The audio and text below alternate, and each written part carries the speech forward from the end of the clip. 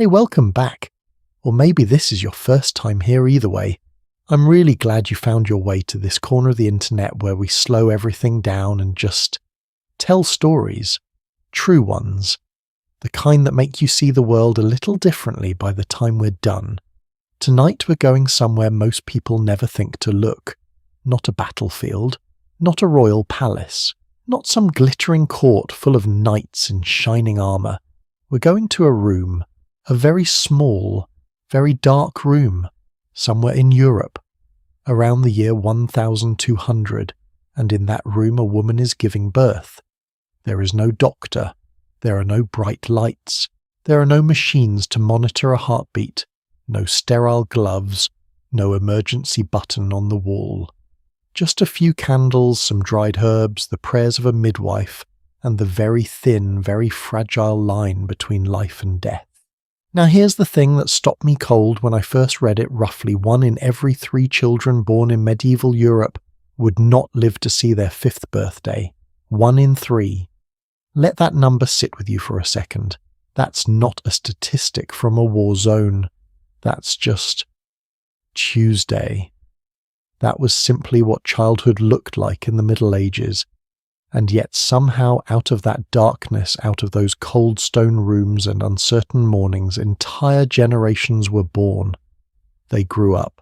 They built cathedrals. They farmed land. They fell in love.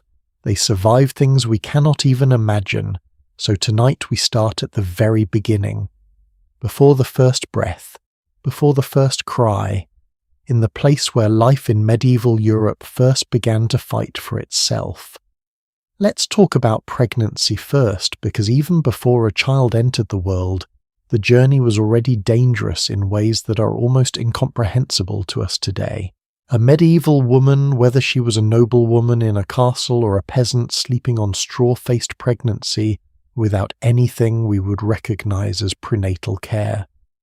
There were no vitamins, no ultrasounds, no way to know if the baby was in the right position, until it was already far too late to do anything about it. What she did have was a community of women. The midwife, called a sage femme in French, which means wise woman, was the cornerstone of birth in medieval Europe. These were not uneducated women. Many of them carried generations of knowledge passed down by word of mouth, which herbs could ease labour pain, how to help a baby turn, how to slow bleeding after birth. They were in many ways the physicians of the domestic world. The problem, of course, is that knowledge without modern medicine can only go so far. Historians and medical researchers who have studied medieval skeletal remains, particularly from burial sites in England, France and Germany, found clear evidence of what they call maternal mortality clustering. In simpler terms, young women in their teens and 20s who died during or shortly after childbirth, buried in numbers that tell a devastating story. Some estimates suggest that between 1 and 2 mothers died for every 100 live births.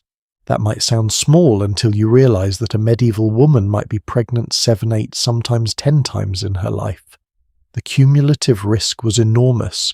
One particular record from a monastery in Canterbury, England, dating to around the year 1230, lists the deaths of 17 women in a single village over a span of 8 years, 10 of them associated with childbirth or its immediate aftermath. 17 women. 1 village. 8 years. This was not exceptional. This was normal. Now I want to pause here for a moment because I think there's a misconception we need to gently undo. A lot of people imagine medieval women as somehow built for this, like they were physically tougher, more resilient, that their bodies were adapted to this reality. And there's a kind of romantic fatalism in that idea, the idea that suffering was just absorbed, accepted, forgotten. But when you read the personal accounts that survive, and there aren't many because women's voices were rarely written down, you don't find acceptance. You find fear. You find desperate prayers. You find husbands who wrote after losing their wives in childbirth in terms of grief that would not feel out of place today. A knight named Thomas de Hereford, writing in the late 1300s, described the death of his wife during childbirth as a darkness from which I did not think the sun would return. That one line. From a man who had seen battle, who had lived a violent life by any measure, and the thing that broke him was a rumour midwife and silence where there should have been crying. These were human beings, not statistics, not background figures in a history painting, people who loved each other, who were terrified, who hoped. And then if the mother survived, if both of them survived, the child entered a world that was still deeply immediately hostile. Newborns in medieval Europe were baptized as quickly as possible, sometimes within hours of birth. This wasn't purely about religious devotion, though faith certainly played a role. It was also about fear. Unbaptized infants who died were, in the theology of the time, believed to be denied entry to heaven, condemned instead to a limbo, a grey in-between place. So speed mattered. You baptized your baby fast because you never knew how much time you had. The baptism itself was a public declaration: this child exists. This child has a name. This child belongs to the community now. And communities in medieval Europe took that seriously. Godparents were not a symbolic tradition, they were a genuine safety net. If a child's parents died, godparents were expected to step in. In a world with no social welfare system, no orphanages in any modern sense, no government support, a godparent was quite literally a lifeline. The threats to a newborn's survival in those first years were relentless. Infection was everywhere and nobody knew why. The connection between germs and disease would not be understood for another 600 years. A simple cut could kill, a fever could kill, winter could kill simply by being winter. Malnutrition was perhaps the most insidious threat of all. Archaeologists excavating medieval cemeteries across England and France have found something heartbreaking in the bones of children who died before age 5, a condition called enamel hyperplasia, tiny lines in the teeth that form during periods of severe nutritional stress. These lines, like tree rings, they tell you exactly when a child's body went through a period of starvation or illness, and in many cases those lines appear not once but 2, 3, 4 times. The same child, the same body, surviving crisis after crisis, and yet surviving, until one day they didn't. Here is what I keep coming back to every time I study this period, and this is my own interpretation, so take it for what it is. We tend to look at medieval childhood as a story of tragedy, and it is partly. The numbers don't lie. This suffering was real. But there's something else in that evidence too. Something that I think we don't talk about enough. These children were wanted. Desperately, fiercely wanted. Medieval parents did not love their children less because so many of them died. If anything, the evidence suggests the opposite, that they loved them with an intensity born from the knowledge that nothing was guaranteed. A prayer for a sick child scratched into the margin of a monastery text. A tiny carved wooden toy found in a grave placed there by a parent who couldn't bear to let their child go into the dark without something to hold. We'll talk more about these toys, about play and joy, and the surprising ways children in medieval Europe found happiness later in our journey tonight. Because childhood back then was not only darkness, there was light too. There always is. But first, and this is something that might genuinely surprise you, we need to talk about something that historians have argued about for decades, the idea that the people of medieval Europe didn't actually think of childhood as a separate stage of life at all. Because if that's true and the evidence is complicated, fascinating, and not quite what you'd expect, then everything we think we know about how these children were treated changes completely. Stay with me. We're just getting started. So did childhood even exist? That's not a trick question. That's not me being dramatic for the sake of it.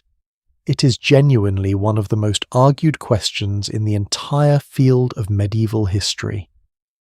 And the man who first threw that stone into the pond, a French historian named Philippe Ariès, changed the way scholars think about children forever, even though almost everyone has spent the decades since telling him he was wrong.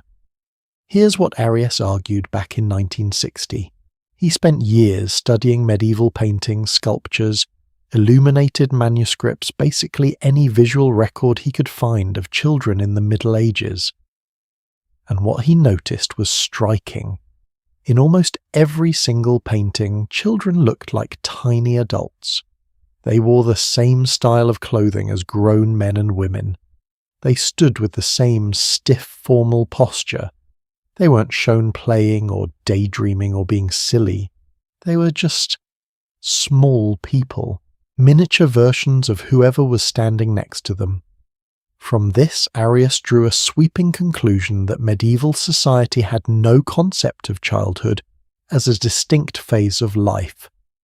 That once a child was old enough to function without constant physical care around age 6 or 7, they were simply folded into adult society and treated accordingly. No special protections, no special considerations, just another body in the field, another pair of hands at the workshop.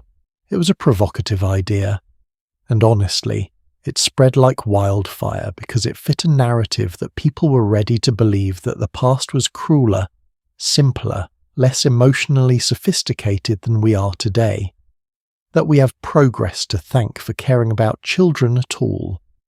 The problem is that when later historians actually dug deeper into the legal records, the church documents, the letters, the account books, the archaeology, they found a much messier, much more human picture. Take the art itself. The reason medieval children looked like small adults in paintings had almost nothing to do with how medieval people actually perceived children. It had to do with the conventions of medieval art. Painters of that era weren't trying to capture reality the way a modern photograph does. They were working within a symbolic visual language where figures were painted to represent spiritual or social ideals, not physical truth. A child painted in adult clothing might simply signify that the child had been baptized, had entered the community of Christian souls, not that anyone thought they were a grown-up. When archaeologists and historians shifted their focus from paintings to actual physical evidence, a completely different story emerged.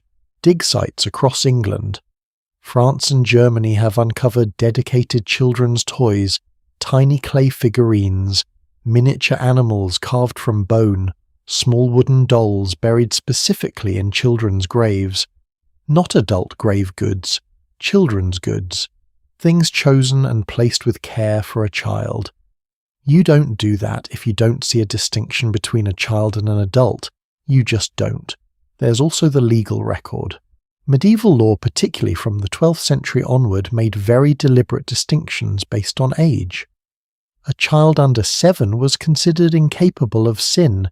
They literally could not be held responsible for criminal acts in the eyes of both church law and secular law. Between 7 and 14 they occupied a legal middle ground.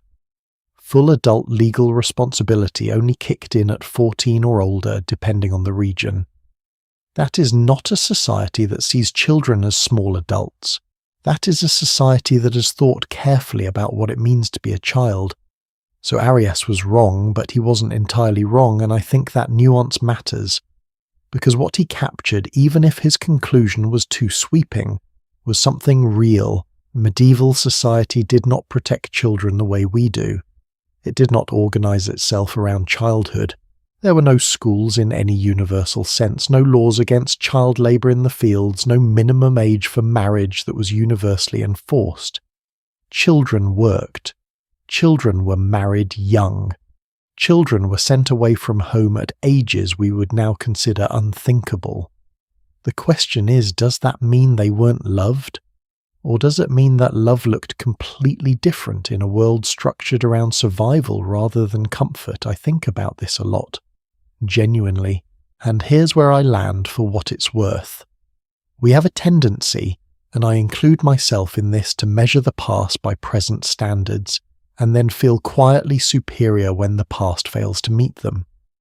We look at a medieval parent who sent their 10-year-old to work in a blacksmith shop and think, what kind of person does that? But we're not asking the question in context. We're not standing in their kitchen looking at 6 children and 1 small pot of broth and doing the math of survival. There's a letter not many people know about it, and I find it quietly devastating, written by an English merchant around the year 1380. He had sent his son, who was about 11 years old, to apprentice with a wool trader in another city. The letter he wrote to the wool trader asking for updates contains this line: "I pray you let me know how he fares in his body, and whether he be diligent at his learning." In his body. He wanted to know if his child was physically well. That's the anxiety of a parent who is separated from their kid and cannot stop worrying about them. That's not a man who doesn't understand that his son is a child. That's a man doing the only thing he can think of to give his child a future and losing sleep over it. There's one more piece of this that I think is worth sitting with for a moment because it tends to get glossed over. Medieval children were deeply aware that they were children. They knew they occupied a different category from the adults around them. We know this because when medieval writers-monks, mostly since they were the ones doing the writing, described their own childhoods in memoirs and autobiographies, they used language that is entirely recognizable to us. They described the freedom of running outside. They described being scolded by teachers. They described missing their mothers. They described in sometimes aching detail the exact moment they felt childhood slip away. The monk Orderic Vitalis, writing in the 12th century, described being separated from his family at age 10 to enter a monastery in Normandy. He wrote that he wept as his father held his hands and said goodbye.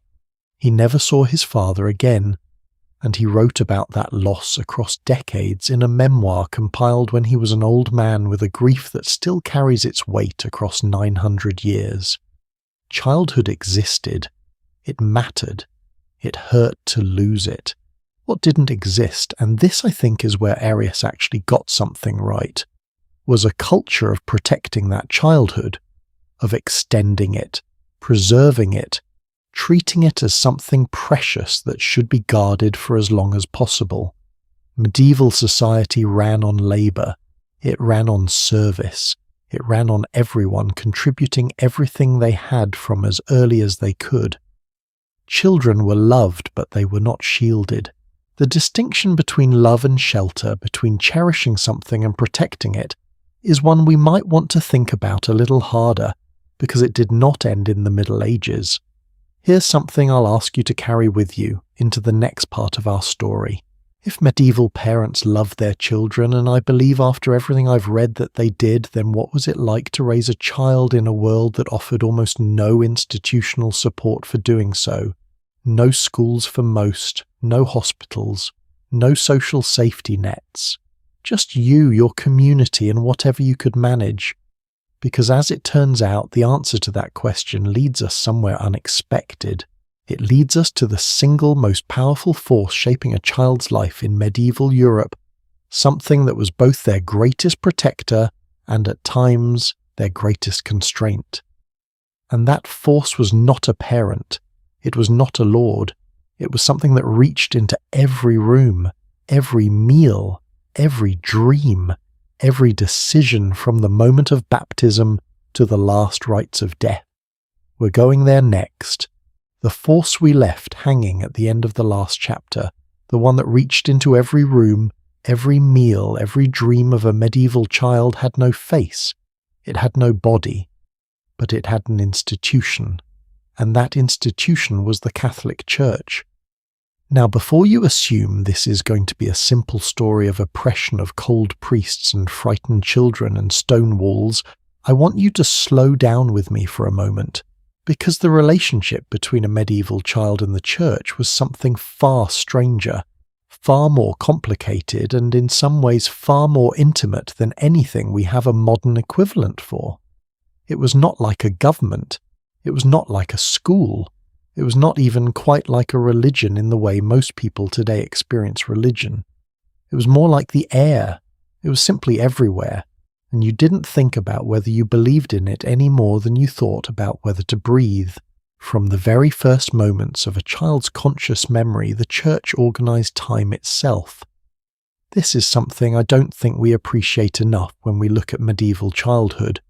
We live in a world where the week is divided by work schedules and Netflix releases. A medieval child lived in a world where the week was divided by the liturgical calendar, a vast rotating cycle of feast days, fast days, saints' days, and sacred seasons that dictated when you could eat meat, when you had to attend Mass, when you were expected to confess your sins, and when on the great holy days the whole village stopped working and gathered together. For a child, this calendar was not an abstract religious concept. It was the rhythm of life. Advent meant cold and waiting and the quiet excitement of the nativity feast to come. Lent meant hunger, real gnawing hunger, because fasting was not optional. Easter meant celebration, new bread, the relief of spring.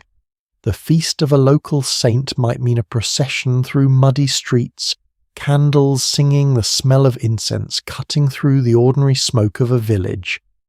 These were sensory experiences, emotional experiences. The church didn't speak to medieval children through doctrine, it spoke to them through sound and smell and colour and rhythm. And that, I think, is why it held such extraordinary power over them for their entire lives. But let's talk about something more specific. Something that has always struck me as one of the more quietly radical things the medieval church did for children, even as it also did something that looks from the outside almost unbearably cruel. Around the age of 7, that same age when the law considered a child old enough for limited moral responsibility, the church expected a child to begin regular confession. Not a light experience, not a gentle chat with a sympathetic priest.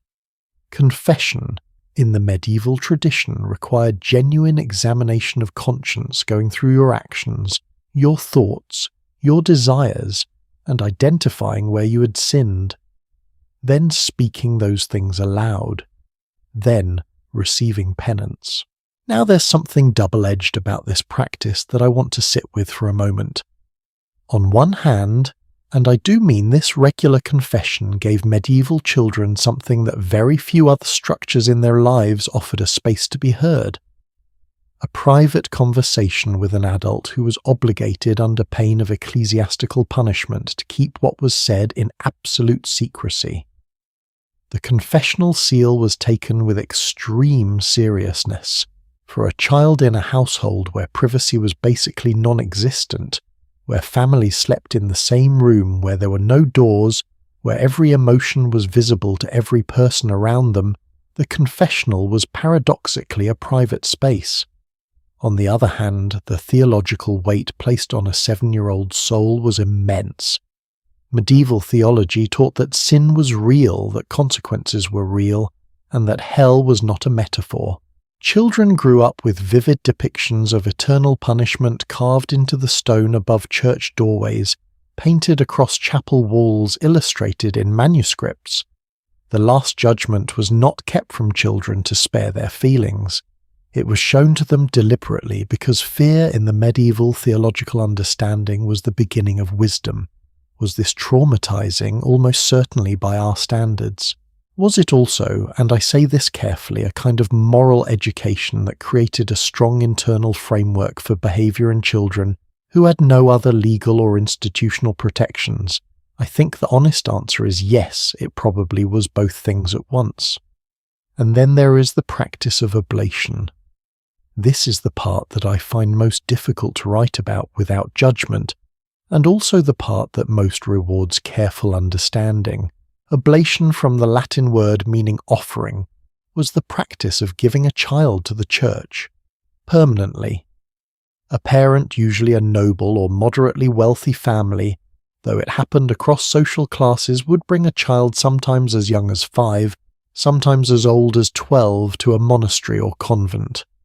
A formal ceremony was performed. The child was offered to God, and from that moment the monastery was their home, their family, and their entire world. Why would a parent do this? The motivations were layered and deeply human. For noble families, it was often a practical calculation. With land that could not be divided among too many heirs, sending a younger child to the church preserved the estate. For poorer families, it could be the difference between a child having food, education, and shelter, or having none of those things.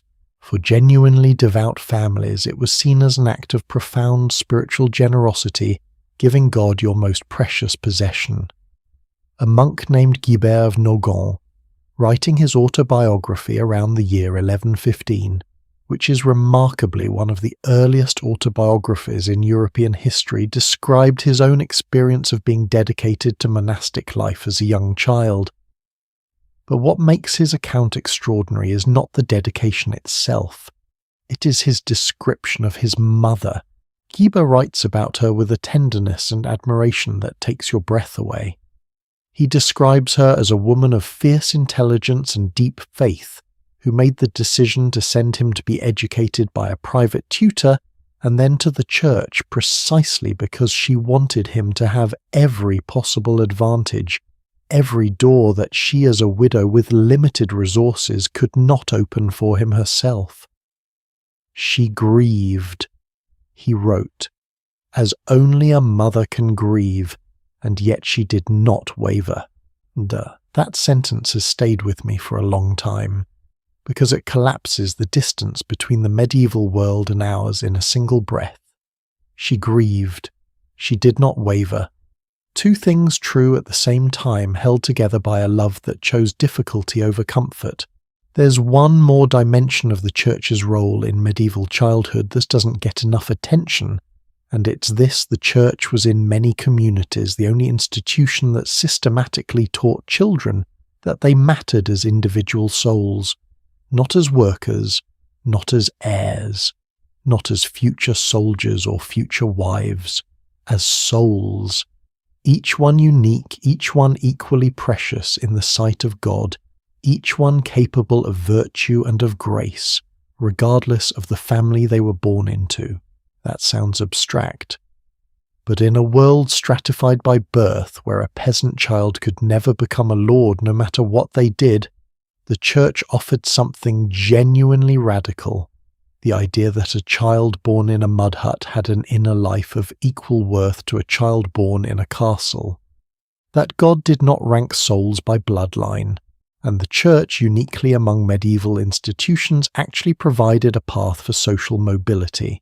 Talented children who showed intelligence could be educated, elevated, given roles of genuine authority within the church hierarchy.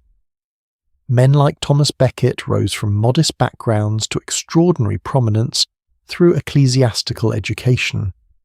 That was simply not possible in secular medieval society.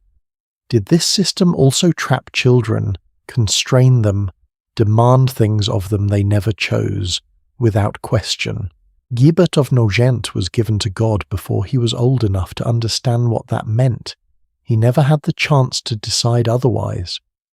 But when we look at medieval childhood through the lens of the church, I think what we see is not a story of simple control.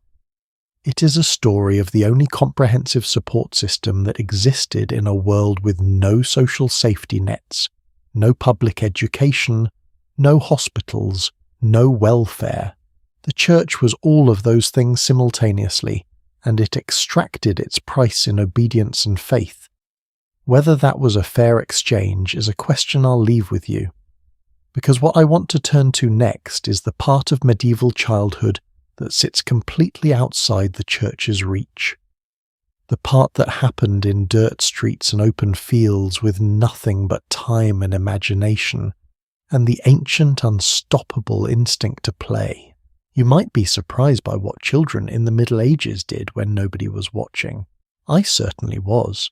Picture a Tuesday afternoon, sometime around the year 1250, a village in northern France. The church bell has already rung for midday prayers. The adults are back at their work, the men in the fields, the women at the hearths, and somewhere at the edge of the village where the dirt track curves toward a shallow stream, a group of children between the ages of 6 and 10 are doing something that would look completely familiar to any parent watching today. They're arguing loudly about the rules of a game. One boy insists that the stone has to land inside the circle. Another insists it only has to touch the line. A smaller girl has picked up the stone and is refusing to give it back until they settle the question. Nobody is settling anything. Everybody is talking at once. And somewhere in the back of the group, a very small child who doesn't understand the game yet is just throwing stones into the stream, because that apparently is enough entertainment for one afternoon. I love this image. Not because it's romantic, but because it's true, and it reminds us that before we talk about any of the heavy things that shaped medieval childhood, we have to acknowledge that children then as now were fundamentally children. They played, they argued, they got muddy, they drove each other absolutely crazy. Here's what surprised me most when I started researching medieval play in earnest.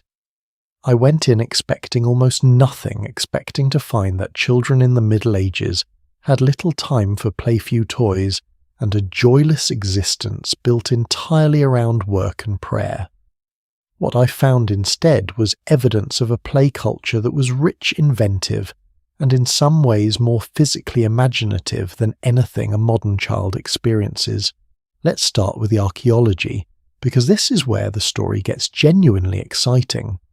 Over the past several decades, excavations at medieval sites across England, the Netherlands, France, and Germany have uncovered an extraordinary variety of children's objects. Miniature ceramic jugs and pots clearly too small to be functional, clearly made to be played with. Tiny lead soldiers, some still detailed enough to show individual facial expressions. Spinning tops of turned wood. Marbles made of clay, some with remnants of paint still visible. Wooden swords worn smooth at the handle. Dolls, actual dolls with articulated limbs joined by pins so that the arms and legs could be moved into different positions. One particularly remarkable find from a site in London dating to the 13th century included a small wheeled horse made of bone attached to a cord so it could be pulled along the ground. It is without exaggeration a pull-along toy, the exact same basic design that sits in modern toy stores today. 750 years apart, and a child's delight in dragging a little animal behind them on a string has not changed by a single degree.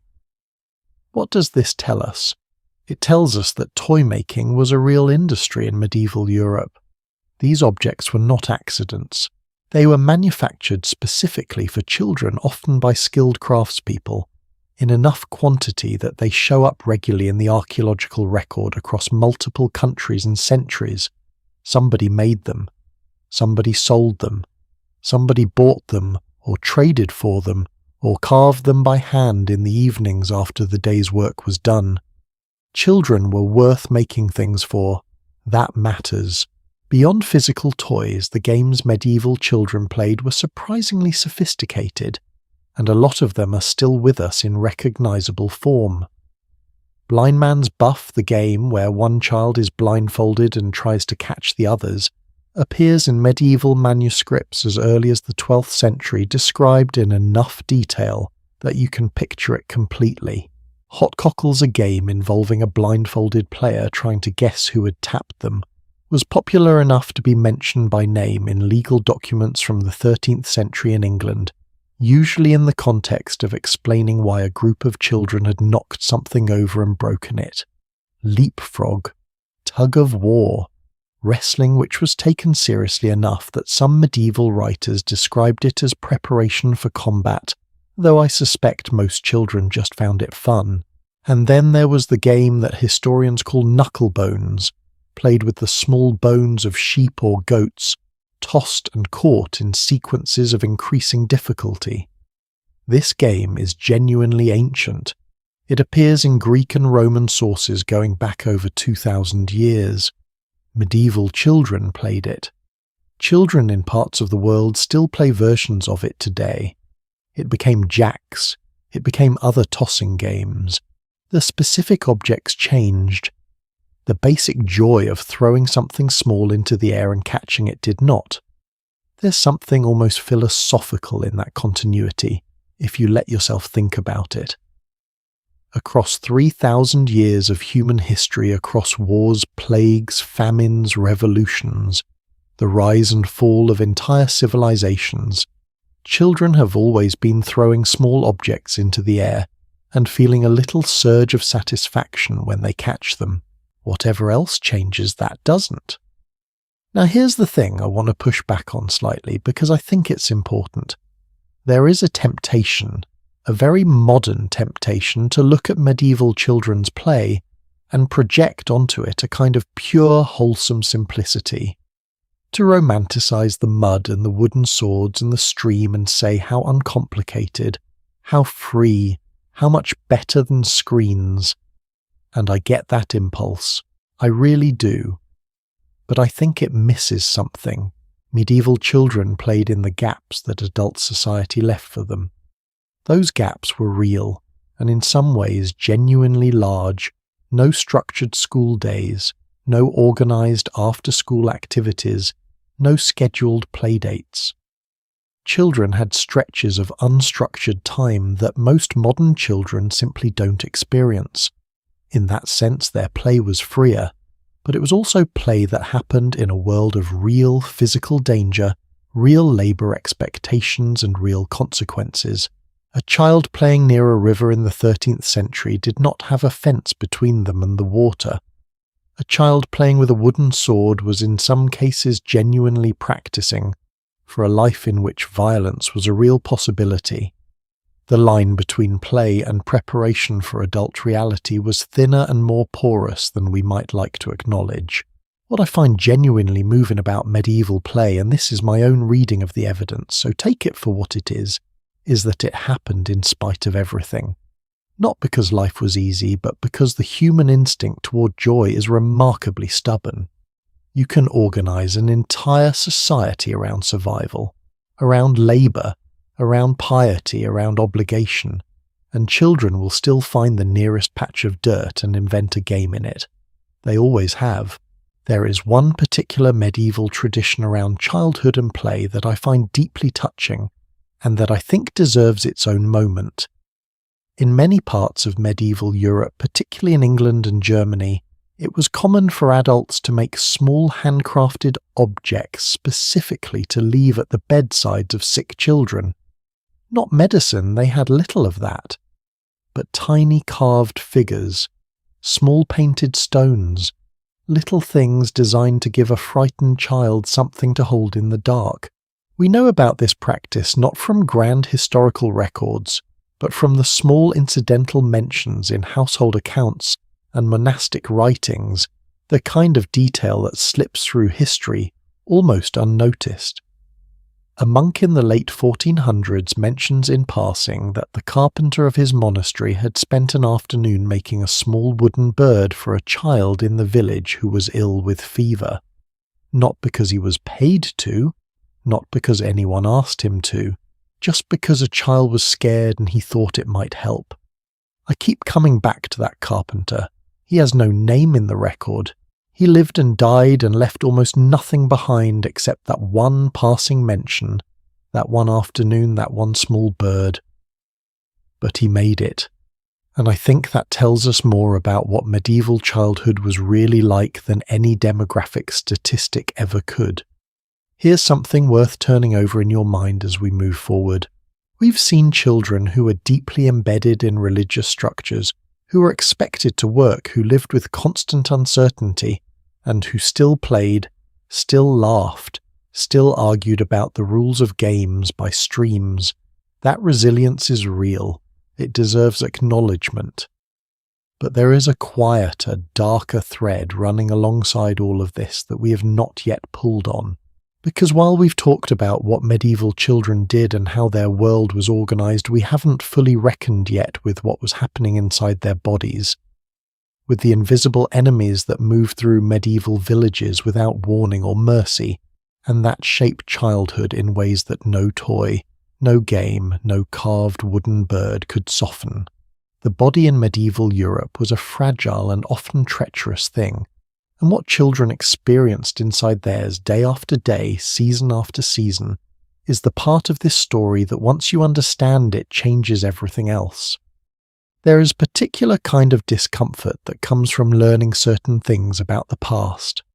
Not horror exactly, not shock, more like the quiet, unsettling recognition that the world we take for granted is far younger than we realize.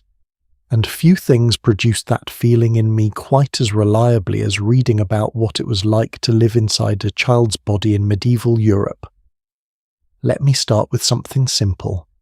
Something so ordinary that we don't even think about it. Clean water. You wake up in the morning, you walk to a tap, you fill a glass, you drink it without a second thought. You've probably done this thousands of times in your life and never once worried about what was in the water. A child in a medieval village in England around the year 1300 drank from a well, or from a stream, or from a bucket that had been filled yesterday or the day before and had been sitting in a room where animals also sometimes wandered. Nobody knew, nobody could know that invisible organisms in that water could make them sick. The germ theory of disease would not be established for another 5.5 centuries. All they knew was that sometimes people got sick after drinking bad water, and that certain water sources seemed worse than others, and that there was really no reliable alternative. This is where I want to pause and ask you something. When you picture a medieval child, what do you see? A rosy-cheeked kid running through a field, a small figure in rough-spun cloth, maybe a little dirty but basically healthy. The reality, according to the archaeological evidence, was almost certainly different. And once you understand it, it changes how you see everything else about medieval childhood. Let's talk about what was actually living in on and around the average medieval child's body. Intestinal parasites were essentially universal, not occasional, not a problem for the unlucky few. Universal. Studies of preserved latrine deposits and soil samples from medieval sites across northern Europe, particularly detailed work done at sites in York, England and in Amsterdam, have found evidence of roundworm, whipworm and other intestinal parasites in concentrations that suggest virtually every person in these communities was infected. Every person, including of course every child. Now, intestinal parasites are not immediately lethal. Most children who had them survived. But here is what chronic parasitic infection does to a developing body. Over time, it competes directly with the child for nutrients.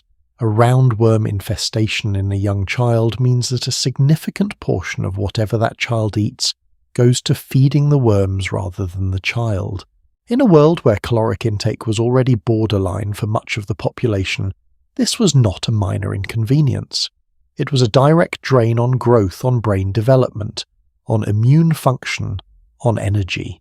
Historians and medical researchers who have studied medieval skeletal remains found that average height in medieval England for both men and women was notably shorter than it had been in the Roman period, and notably shorter than it would become again after the industrial improvements in sanitation and food supply. One significant reason they believe is chronic childhood malnutrition compounded by parasitic load. These children were not developing to their biological potential.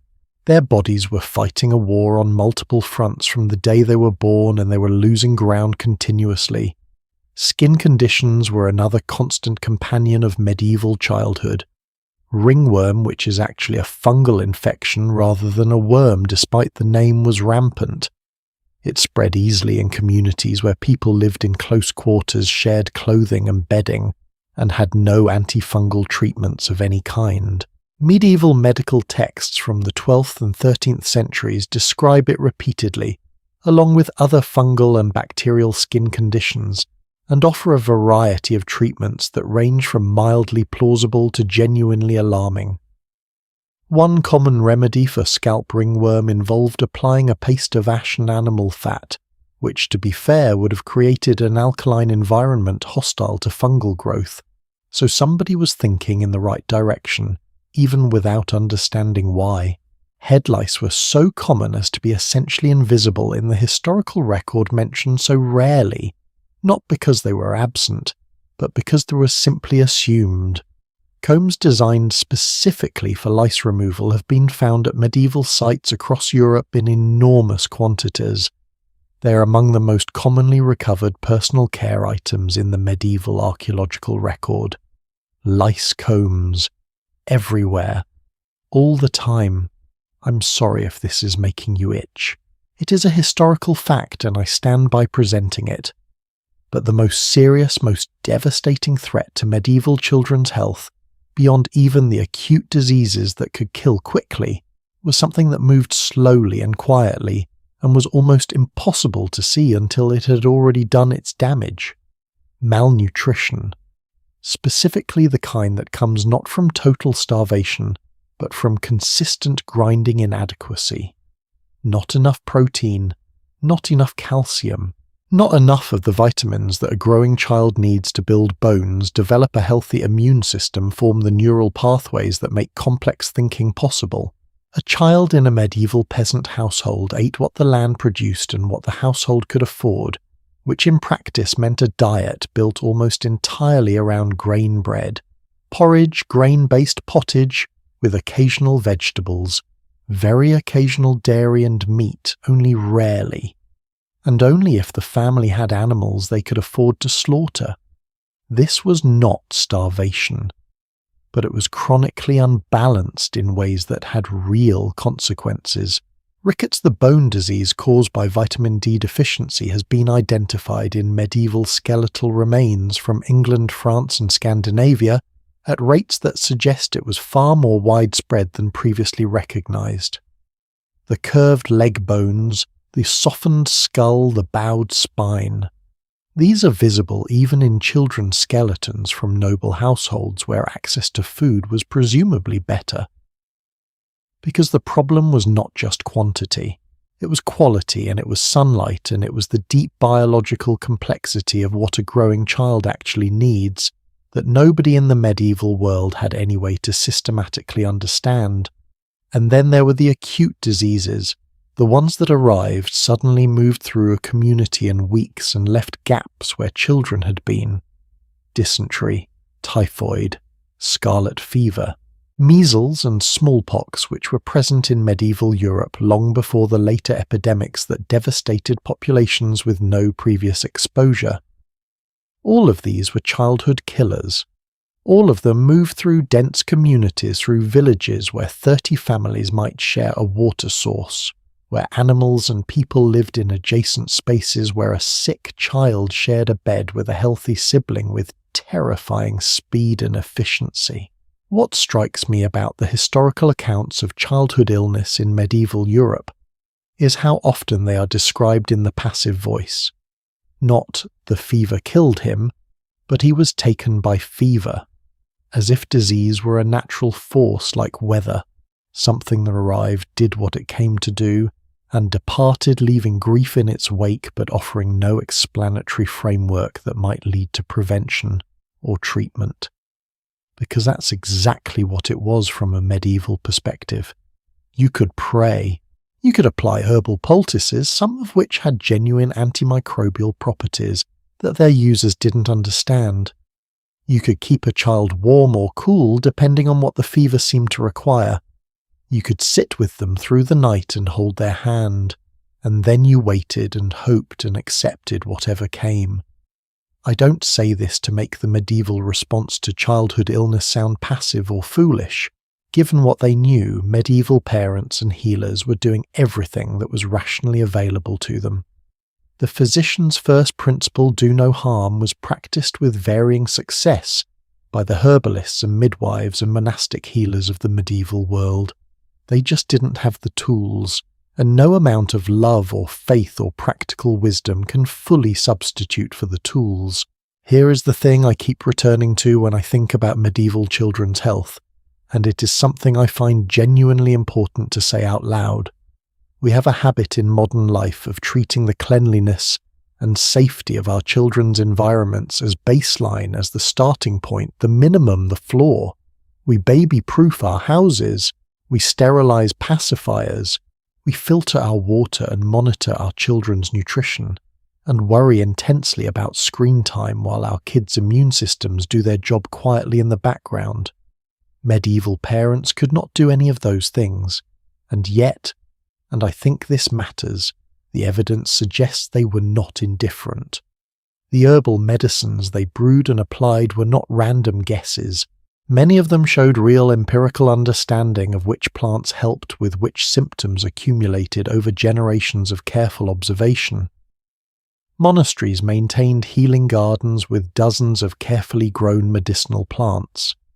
There were texts translated from Arabic and Greek originals circulating among educated healers that represented the most sophisticated medical understanding available anywhere in the world at that time. They were working hard, with incomplete knowledge in difficult conditions against invisible enemies they couldn't name, and they were losing often, but they were not giving up. There's something quietly heroic about that, I think. About every medieval parent who stayed up through the night pressing a cool cloth to a feverish child's forehead, not knowing whether morning would bring relief or something worse. About every herbalist who tried one more preparation, adjusted one more remedy, because the child in front of them deserved every effort that knowledge and love could provide.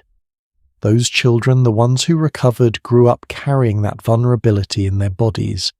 They grew up knowing, in the way that only sick children know, that the body cannot be fully trusted, that the world inside your own skin is not always safe. And then when they were old enough, they were sent out into an educational system, or in most cases the complete absence of one, that asked them to prove what they were worth. How a child in medieval Europe learned who got to learn, and what learning actually meant in a world where most people would never read a single word. That's where we go next, and I promise you it is not what you'd expect. Imagine you are 7 years old. You wake up before sunrise, the fire in the hearth has gone low overnight and the room is cold. You pull on the same clothes you wore yesterday and the day before that, and you go outside. Not to school, not to a bus stop, not to anything that resembles what a modern child calls a morning routine. You go to work. For roughly 9 out of every 10 children born in medieval Europe, this was simply what education looked like. Not a classroom, not a teacher, not a book, because there were no books in your home, and even if there were, you wouldn't know how to read them. Your education happened in the fields, in the workshop at the hearth, beside a parent or an older sibling who showed you through repetition and demonstration, and the occasional impatient correction how to do the things that needed to be done. And here is what strikes me every time I think about this for the vast majority of medieval children that was not considered a deprivation. It was simply how knowledge moved from one generation to the next, through hands, through practice, through the body remembering what the mind was taught. But for that remaining 1 child in 10, for the small fraction of medieval children who did encounter something resembling formal education, the experience was so wildly different from the fields and workshops that it might as well have been a different civilization entirely. Let's start with who actually went to school, because it is more complicated and more surprising than the simple picture of rich kids went, poor kids didn't. Cathedral schools attached to major churches and cathedrals were the primary educational institutions of early medieval Europe. They existed in cities and large towns, which immediately excluded the majority of the population who lived in rural villages. But within those cities they were not always strictly limited to the wealthy. The church had a genuine ideological investment in educating the clergy, and clergy could theoretically come from any social background. A boy who showed exceptional intelligence and caught the attention of a local priest might find himself sponsored for education he could never have otherwise afforded.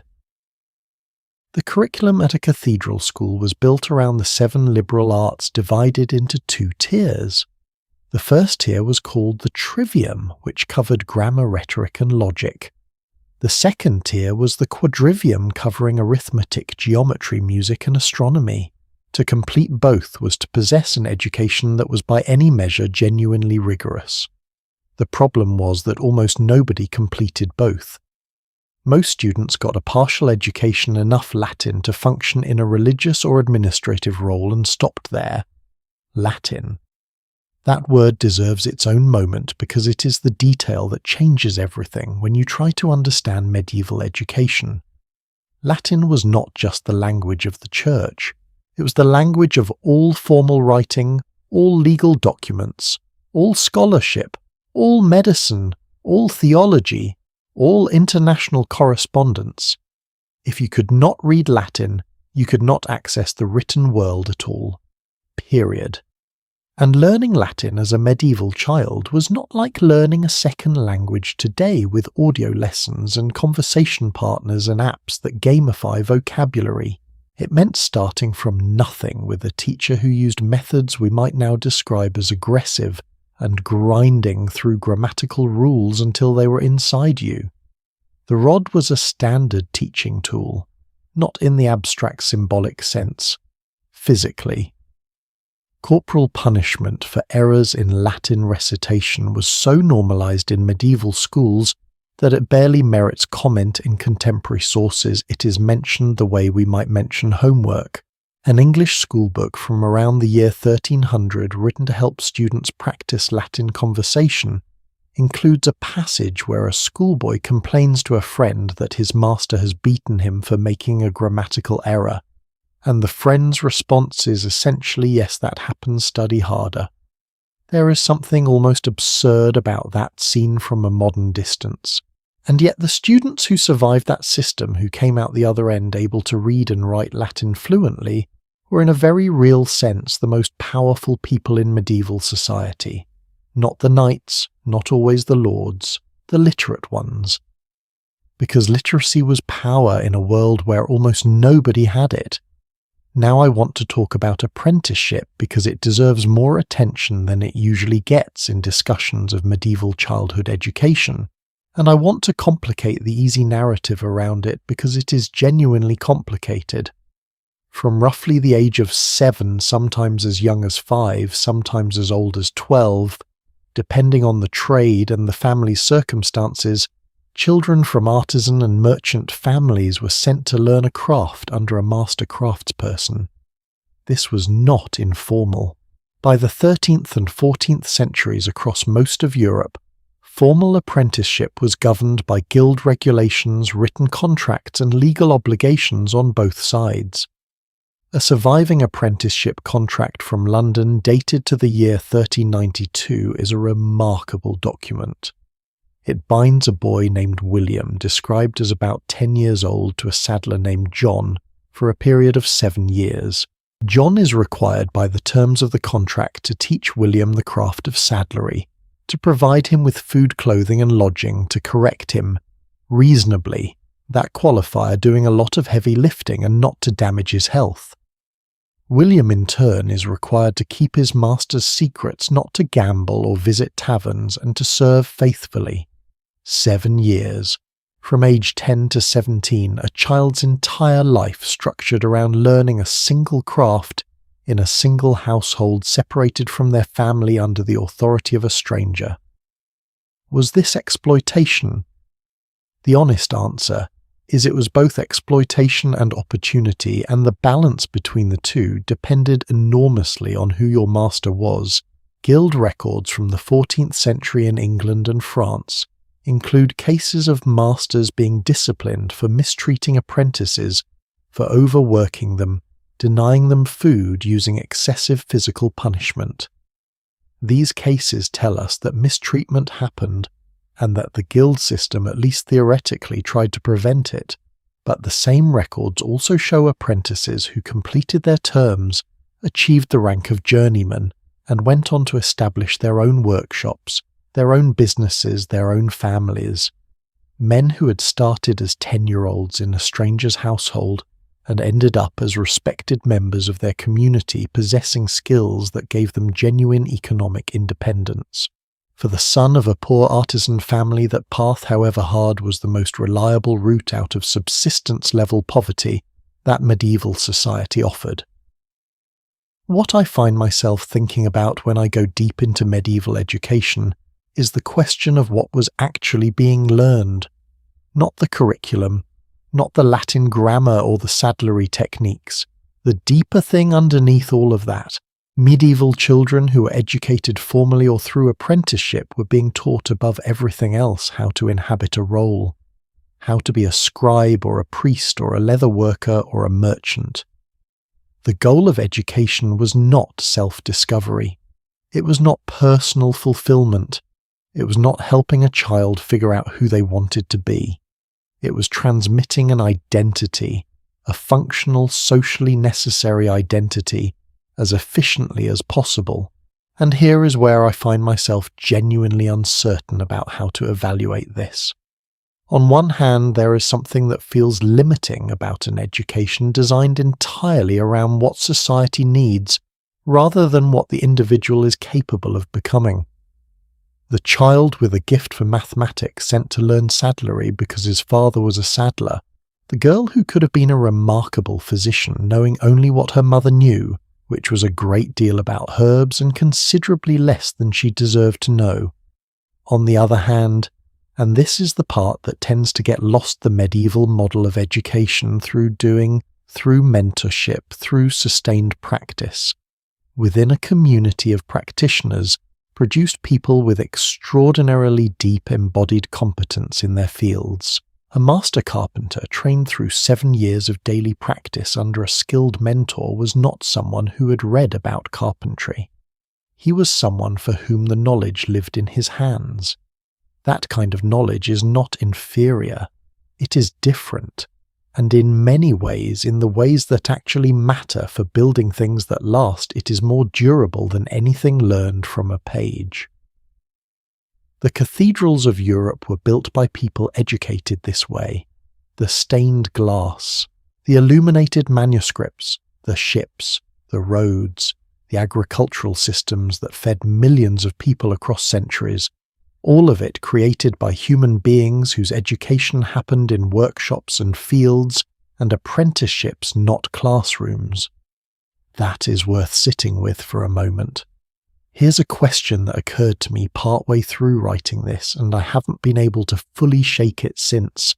If you took a medieval master craftsperson, someone trained through 7 years of rigorous apprenticeship, who had spent another decade refining their skills, and sat them down with a modern university graduate who had studied the same field from books for 4 years, who would you trust more to actually make something? I don't think the answer is as obvious as it might seem.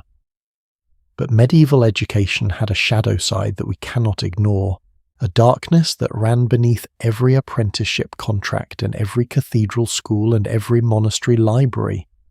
Because while some children were learning Latin, and others were learning saddlery, there was an entire category of medieval children for whom neither path was open, who were excluded from both the formal and the informal systems of knowledge transmission by something they had no power to change: their gender. What it meant to grow up as a girl in medieval Europe, the specific texture of that experience, the walls it placed around a life, and the remarkable ways some women found to push back against those walls is where we go next. And I think if you've never looked closely at this particular corner of history, you may be genuinely surprised by what you find there. There is a woman I want you to meet. Her name is Christine de Pizan, and she was born in Venice around the year 1364, raised at the French royal court, and by her mid-30s she'd become something that almost no woman in medieval Europe was ever allowed to become a professional writer. A woman who supported herself, her children and her mother entirely through the income from her own words. She was not born into that life. She was pushed into it by grief and by necessity, and by a mind so restless and so sharp that it simply refused to be contained by the role that medieval society had prepared for her from the moment she drew her first breath. And what was that role? What did medieval society actually prepare a girl for from the very beginning?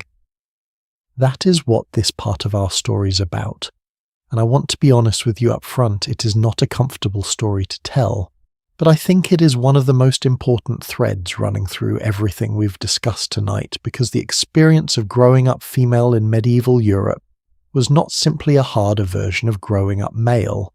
It was in many ways an entirely different kind of childhood, shaped by different pressures, different timelines, and a different relationship to the concept of choice. Let's start at the beginning, at birth specifically. In most medieval households across Europe, the birth of a son and the birth of a daughter were not greeted with the same emotion. This is not speculation. It is documented in enough sources from enough different countries and centuries to be treated as a genuine pattern. A son represented continuity of the family name of inheritance of labour in the fields or trade in the workshop.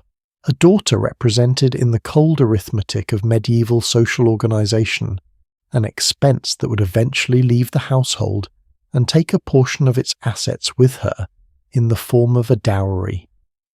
This is not to say that daughters were unloved. The evidence, as we have seen throughout this story, consistently points to genuine parental affection that cut across gender lines. But the structural incentives of medieval society were weighted against girls from the very moment of their arrival in ways that quietly shaped every subsequent decision made about their lives. The most consequential of those decisions was marriage. And the timeline for that decision began far earlier than most modern people realise. Under church canon law, the legal framework that governed marriage across Catholic Europe, a girl could be legally betrothed as young as age 7. Not married, betrothed. The distinction mattered in theory. A betrothal was a formal promise of future marriage, not the marriage itself. But in practice, for families of means, a betrothal negotiated in childhood was binding in all the ways that counted. The girl had no meaningful say in the matter. Her father or her guardian, if her father was dead, made the arrangement. She would meet the boy or man because there was no requirement that the parties be close in age at the betrothal ceremony, and that would be her introduction to the person she would eventually share her life with. The minimum age for marriage itself under church law was 12 for girls and 14 for boys. These ages were not arbitrary. They were based on the theological assumption that these were the ages of natural puberty, and therefore the ages at which a young person could be presumed physically capable of the duties of marriage. The law did not require that a girl be emotionally ready or intellectually ready, or in any way prepared for what marriage in medieval Europe actually meant.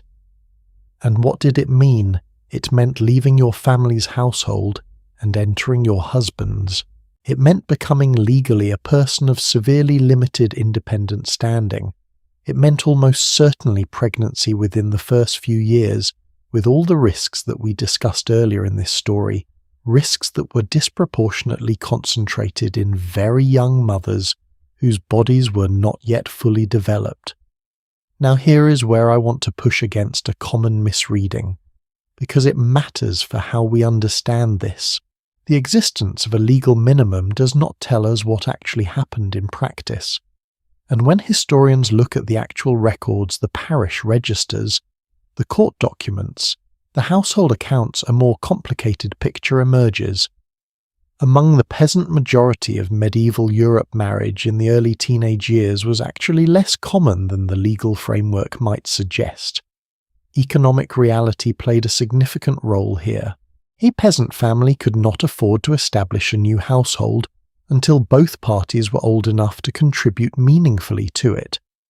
Studies of marriage ages derived from English manorial records from the 13th and 14th centuries consistently show average marriage ages for peasant women in the late teens, 17-18, even into the early 20s in some regions.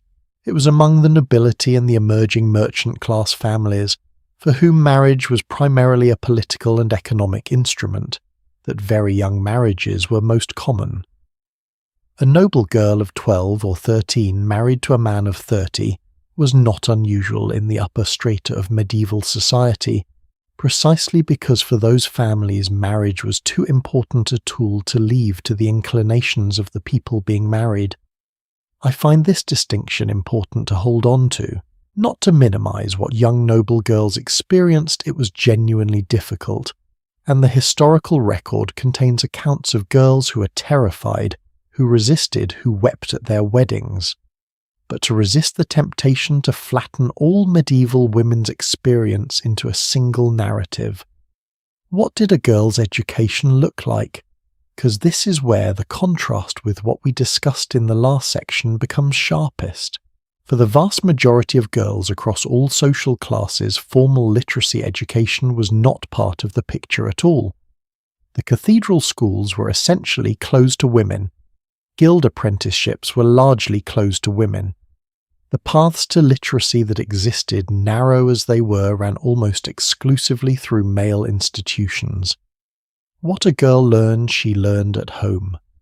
From her mother, her grandmother, the older women in her household, and let me be clear about something, that body of knowledge was not trivial. It was vast, practical and essential. A medieval woman running a household, whether a peasant cottage or a noble manor, needed to know how to manage food production and preservation across an entire year, how to brew ale which was safer to drink than most water and served as a significant caloric source for the whole household, how to spin and weave, how to produce cloth and clothing, how to apply basic medical care to the sick.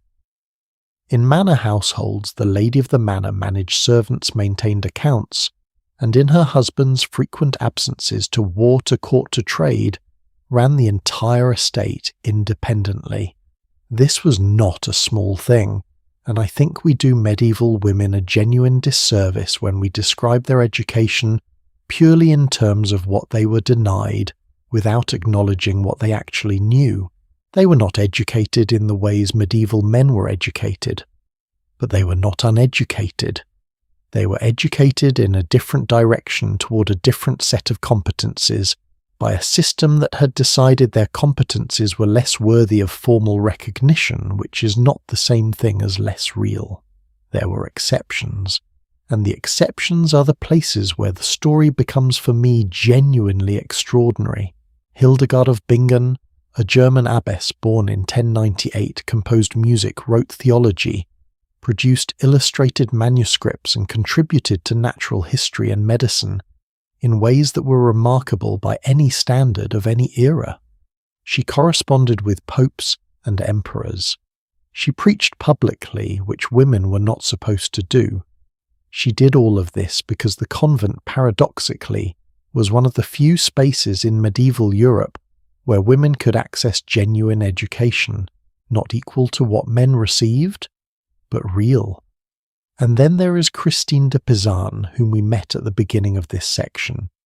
When her husband died in 1390, leaving her with 3 children and substantial debts, Christine did not have the option of inheriting a guild position or a clerical post or any of the institutional supports that might have been available to a man in her situation. So she did something almost no woman had done before. She sat down and she wrote ballads, allegories, political treatises, a history of famous women specifically designed to push back against the misogynist literature that circulated widely in medieval Europe.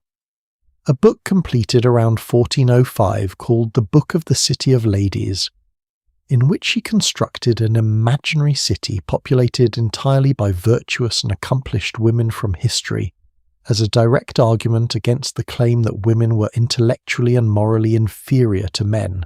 She made her living from this. She was not a curiosity or an accident. She was a woman who understood exactly what doors were closed to her and who built her own door.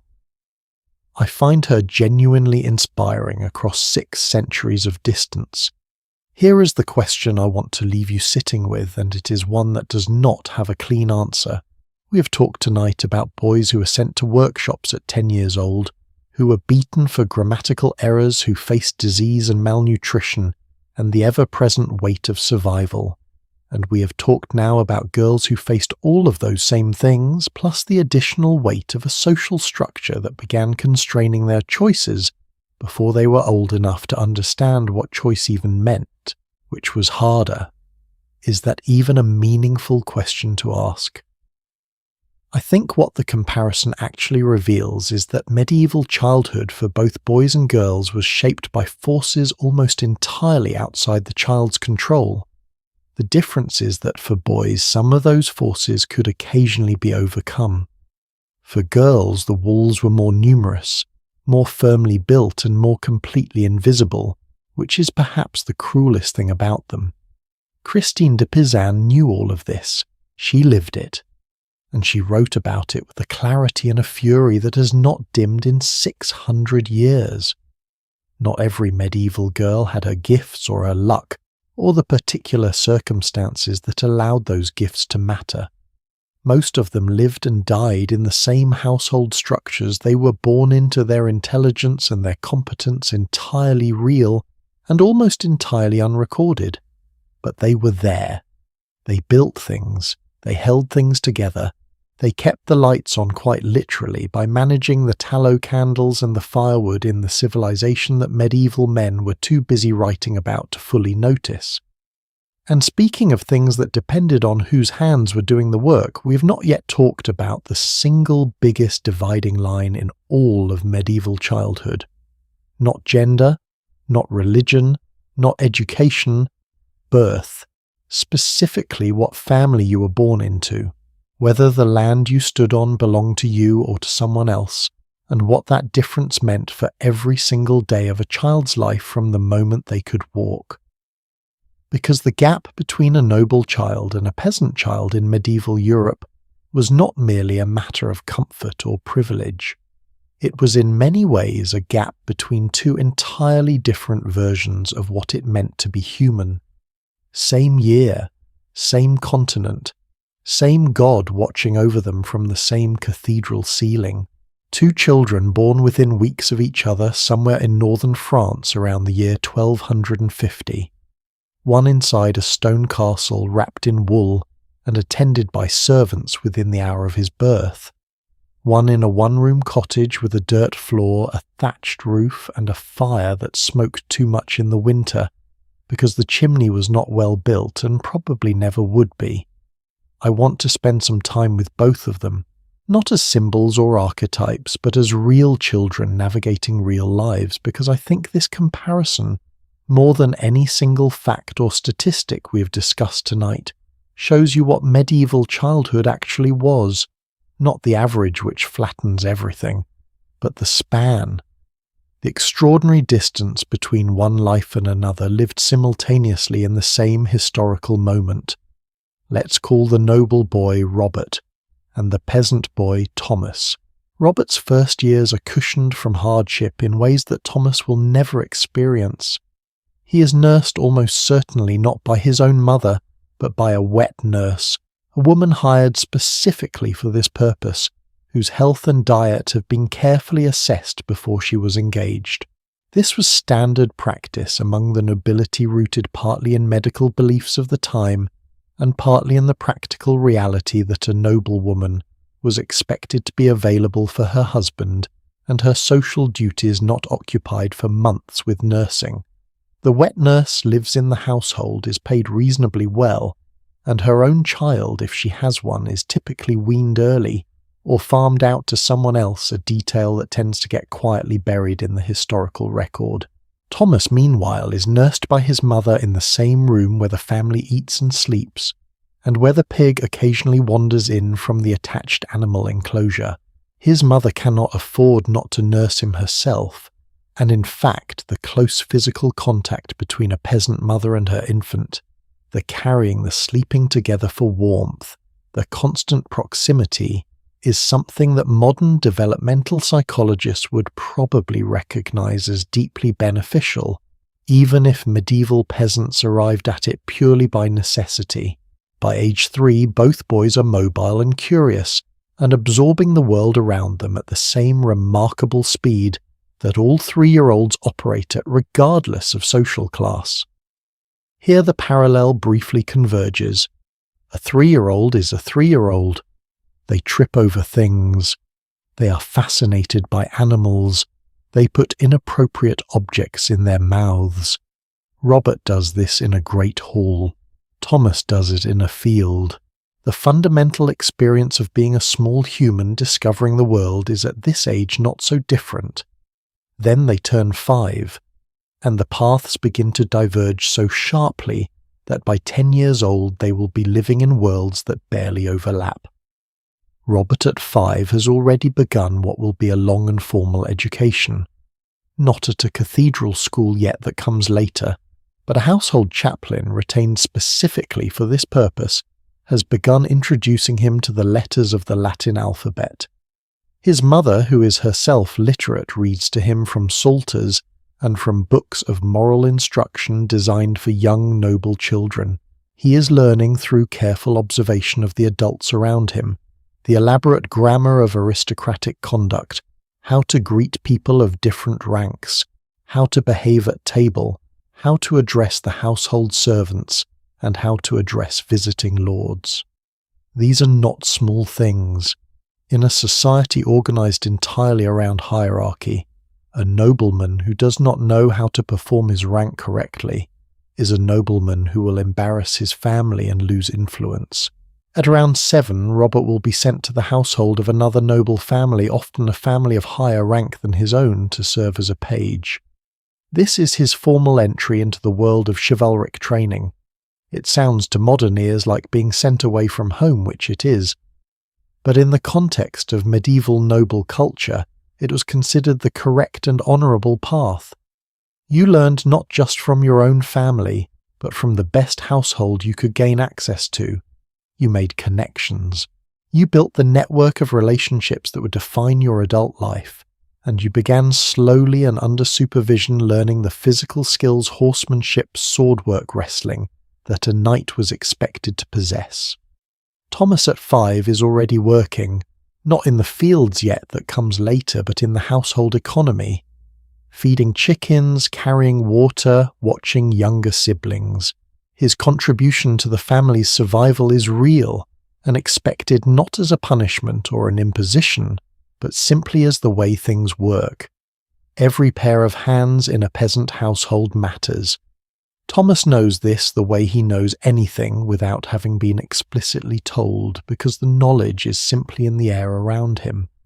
By 7, Thomas is in the fields, not doing the heavy labour of ploughing or harvesting that will come in adolescence, but doing the essential monotonous work of crop protection, keeping birds away from the grain, moving animals from one grazing area to another, weeding, which in the absence of herbicides is a continuous and never-ending task.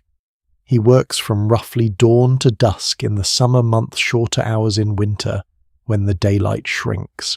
He eats what the family grows, which is mostly grain, with whatever vegetables survive the season, and whatever the family can afford to keep back from their obligations to the lord of the manor, those obligations.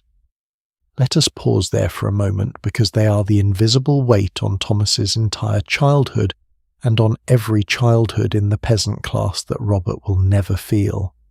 Thomas's family are villeins, serfs. They are not enslaved in the way that ancient Rome would have understood the word, but they are not free either. They are bound to the land. They cannot leave the manor without permission.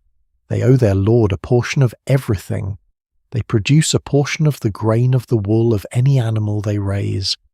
They owe labour on the lord's fields, typically 2 or 3 days each week before they are permitted to tend their own. They pay fees to use the lord's mill, the lord's oven, the lord's press for making cider. Every transaction of their economic lives passes through a structure of obligation that takes before it gives. For Thomas, this means that the concept of ownership, of having something that is truly unambiguously yours, is a luxury he will understand theoretically long before he experiences it personally. The grain his father harvests is not his father's grain, not entirely. The pig they raise through a year of careful feeding is not entirely their pig. The land they farm will pass not to Thomas when his father dies, but back to the Lord, who will then re-grant it to Thomas's family under conditions of continued obligation. I find this one of the most psychologically interesting differences between Robert's childhood and Thomas's, and it is one that rarely gets discussed. Because what Thomas grows up learning, absorbing through daily lived experience, is that the world is structured around other people's claims on your labour and your production, that the floor of your security is not solid, that generosity and survival are contingent on a relationship you did not choose and cannot leave. Robert learns the opposite. He grows up understanding himself as the one to whom obligations flow, the one whose claim on others' labour is legitimate and permanent. These are not just material differences. They are psychological architectures built in childhood that will shape how each man understands his place in the world for the rest of his life. By 12, the gap between them is so wide as to be almost comic if it were not so serious. Robert is a page in a noble household practicing swordsmanship in the yard, learning to hunt with a hawk on his wrist, eating at a table that offers roasted meats and wine and foods that Thomas has never tasted and never will. He's beginning to understand through the conversations of the adults around him the political landscape of his world, who is allied with whom, which families have risen and which have fallen, how land disputes are settled and marriage is negotiated. He's being prepared consciously and deliberately to be a person who matters in the formal machinery of medieval power. Thomas is carrying heavier loads now, working longer hours. He is physically stronger than Robert. A life of outdoor labour builds a different kind of body than a life of swordsmanship drills, though neither would understand this framing. He knows things that Robert does not: how to read the sky for rain, how to tell when the wheat is ready, how to treat a sick animal, how to stretch the family's food stores through the gap between the last of the old harvest and the first of the new. This knowledge is not valued by the society around him, but it is real, and it is deep, and without it everyone, including Robert, would starve. I have always found something quietly significant in that dependency. The noble class could not have existed without the peasant class. Not abstractly, not theoretically, literally in terms of daily calories. Every tournament that Robert will eventually ride in, every feast his household will hold, every political alliance that will be cemented over a shared meal is built on the labour of boys like Thomas, who will never be invited to any of it. Now I want to ask you something, and I mean it as a genuine question, not a rhetorical one. If you could choose if some strange historical magic allowed you to be dropped into medieval France in the year 1250, which childhood would you actually choose? I know the instinct is to say Robert. The castle, the food, the education, the future, with some degree of security and social standing. Of course, I get it. But here is what gives me genuine pause. Robert's life, for all its privileges, is also a life of profound constraint. His marriage will be arranged. His career, if knighthood can be called a career, involves regular exposure to physical danger of the most extreme kind. The political world he inhabits is one where a family's fortunes can reverse completely in a single season, where backing the wrong lord in a dispute can mean the loss of everything. The higher you are in the medieval hierarchy, the more exposed you are to the consequences of other powerful people's decisions. Thomas, for all the grinding hardship of his life, has something that Robert does not have in quite the same way: a community. The village is not an abstract collective. It is a network of families who share food in bad seasons, share the full texture of daily life across generations. His relationships are not strategic. They are not primarily about alliance or advantage. They are simply human. Both boys will probably be dead before they reach 60. Both of them will carry the marks of their childhoods in their bodies and their minds for every year they live. Both of them are fully, completely human in ways that the distance of history makes it easy to forget. But they are not the same. They were never the same.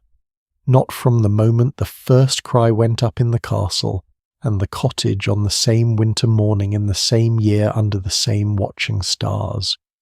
We have followed Robert and Thomas through their childhoods, We have seen what divided them, but there is one experience that eventually would have united them, or at least pointed them toward the same threshold. The moment when childhood officially ended, when medieval society said you are no longer a child, you are something else now. You have crossed a line, and on the other side of it different rules apply. How that crossing happened, what it looked like, what it meant, and what a child left behind when they walked through it, is where we go next. And I will tell you honestly, it is one of the most poignant parts of this entire story. Every culture in every era of human history has drawn a line somewhere. A line that says on this side you're a child, on that side you're something else. The rituals are different, the stakes are different, the meaning is different, but the line exists everywhere because human beings seem to need it. We need to mark the passage. We need to acknowledge formally and publicly that a person has crossed from one kind of life into another. In medieval Europe, that line was not gentle. It was not a party with balloons and a cake that says Sweet 16. It was not a graduation ceremony or a driver's license or the first legal drink. It was drawn by the church, by law, by military custom, and by the brute economics of survival. And depending on who you were, it could hit you at 12, at 14, at 16, or not have a clean moment at all. It could just arrive gradually, like a season changing, until one morning you woke up and realized that the world was treating you differently, and you could not remember exactly when that had started. Let me tell you what that crossing actually looked like, because it is not what most people imagine. For noble boys, the transition out of childhood was among the most ceremonially elaborate things that medieval society produced, and at the centre of it was the ritual of knighthood, the dubbing ceremony, which has been so thoroughly romanticised in the centuries since that it is difficult now to see it clearly. Here is what the ceremony actually involved, stripped of the Hollywood gloss. A young man, typically between 16 and 21, though the range was wide and the exceptions were many, would have spent years in preparation. As a page then, as a squire serving a knight, and absorbing through daily proximity and labour everything that the role required. The night before his dubbing he was expected to keep a vigil, alone or nearly so in a church or chapel, kneeling or standing through the entire night in prayer and in silence, not sleeping, not eating, just waiting in the dark with his weapons laid on the altar before him. This was not symbolic theatre. It was intended to be physically difficult. The purpose was to strip away through exhaustion and solitude whatever remained of the boy, so that the man who rose from the vigil floor in the morning would be different from the one who had knelt down the night before. In the morning before witnesses he would be struck on the shoulder once with a sword by his sponsor, or by a lord of standing, and that single blow was the crossing of the line. Before it, he was a squire. After it, he was a knight. The entire weight of chivalric identity with all its obligations and expectations and dangers settled onto his shoulders with that one stroke. What I find moving about this when I let myself look at it without cynicism is the acknowledgement that the transition is costly, that you do not become something new without giving something up. The all-night vigil was not just ritual, it was an honest admission that adulthood requires sacrifice, that you cannot carry everything from childhood into what comes next. I wonder sometimes whether we have lost something by making our own coming-of-age moments so comfortable, but that is a conversation for another time. For peasant boys there was no ceremony. There was no vigil, no dubbing, no single moment that the village gathered to witness. The transition happened the way most things happened in a peasant life, quietly, incrementally, without fanfare. What marked it practically was responsibility. The year a boy first ploughed his father's strip of land without supervision, the first time he represented his family at the manorial court, the first time he negotiated a transaction or made a decision about the crops, or stood as a witness for a neighbour in a dispute. These were not dramatic moments, but they accumulated into something, and at some point, usually by the mid-teens, the village simply began treating a boy as a man. Not because a ceremony had taken place, but because enough of those small moments had accumulated that the category had quietly shifted. The formal legal marker under English common law was typically 21 for full legal majority, but this was largely irrelevant to peasant life, where the practical realities of labour and obligation meant that adulthood arrived well before any law acknowledged it. A 15-year-old peasant boy who was doing a full man's work in the fields was for all functional purposes a man. Nobody was waiting for his 21st birthday to start treating him accordingly. For girls, we already know the broad outlines from our earlier conversation, but the coming-of-age moment deserves its own examination here because it was simultaneously the most legally significant and the most personally invisible of all the transitions we have discussed. A girl in medieval Europe had no vigil, no dubbing, no legal majority that accrued to her as an individual.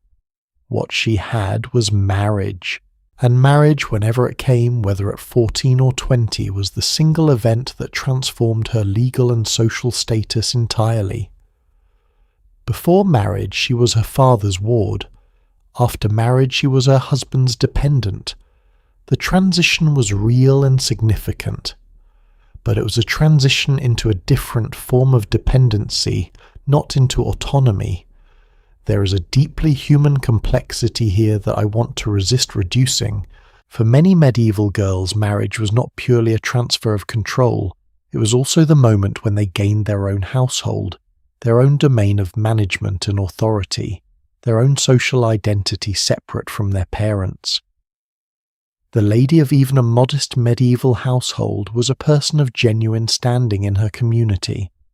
Her knowledge and her decisions shaped the lives of the people around her in ways that mattered, but the absence of any moment in which her personhood was formally acknowledged separate from her marital status, separate from her role in relation to the men in her life, is a silence in the historical record that is itself eloquent. The church confirmed her. The community witnessed her marriage. Nobody anywhere in the formal machinery of medieval life drew a line and said, here she stands herself as herself recognized. Christine de Pizan, whom we met earlier in our story, spent much of her literary career constructing exactly that kind of recognition, building in words the monument that medieval institutions had refused to build in practice. That impulse, the impulse to be seen, does not feel medieval to me. It feels entirely human. There is one tradition around the coming of age in medieval England that I find both delightful and oddly moving, and I have been saving it for this moment because I think it deserves to end this section. It was called the Boy Bishop, and it worked like this. On the feast day of St. Nicholas, the 6th of December, or in some regions on the Feast of the Holy Innocents on the 28th of December, the choir boys of a cathedral or large church would elect one of their own as a mock bishop. This boy would dress in full episcopal robes, carry a staff, and preside over certain ceremonies and processions, not the actual Mass, but the surrounding rituals, as if he genuinely held the office. The adult clergy stepped back, at least symbolically, and let the boy lead. The tradition was practiced widely across England, France, and Germany from at least the 10th century onward, and it survived in some places until the Reformation swept it away in the 16th century. What was it for? The official explanation was theological. It honoured the innocence of children, echoing the gospel instruction that one must become as a little child. But I think anyone who has ever actually worked with children or been a child themselves can sense what this tradition was really doing. It was giving children a day, one single day in the year, when the enormous crushing weight of adult authority was symbolically lifted, and a boy could stand in the place of power and feel, for a few hours, what it might be like to be taken seriously. And then December ended. January came. The robes went back, the staff was returned, and everything went back to exactly as it had been before. That one day, that one borrowed morning of dignity, it was not nothing, I think for the boys who experienced it, it was a great deal. Here is what strikes me most now, that we have traced the arc of medieval childhood from birth all the way to this threshold. The coming-of-age moments in medieval Europe, for all their variety, shared one common feature. They were not about the child's inner life. They were not about what the child felt or wanted or was ready for. They were about what the community needed. The night was dubbed when the military and social machinery required another night. The peasant boy was treated as a man when the land required another pair of full-strength hands. The girl was married when the family's political and economic calculus aligned with the terms on offer. Medieval society was extraordinarily sophisticated in many ways, architecturally, theologically, legally, artistically. But it was organized around collective survival, not individual fulfillment. And children were the future of that collective. Their transitions into adulthood were managed accordingly. I am not sure that makes medieval society wrong exactly. I am not sure it makes it right either. What I think it makes it is honest in a way that our own coming-of-age culture, with its combination of extended adolescence and crushing expectations, perhaps, is not quite. But we are almost at the end of this story now, and I want to close it in the only way that feels right to me, not with a statistic, not with a comparison, but with a child, a specific child, a real one with a name and a life and a story that has survived the centuries against all odds. What that child's life can teach us about everything we have discussed tonight about resilience and loss, and the extraordinary stubborn persistence of hope in impossible conditions, that is where we are going, right now.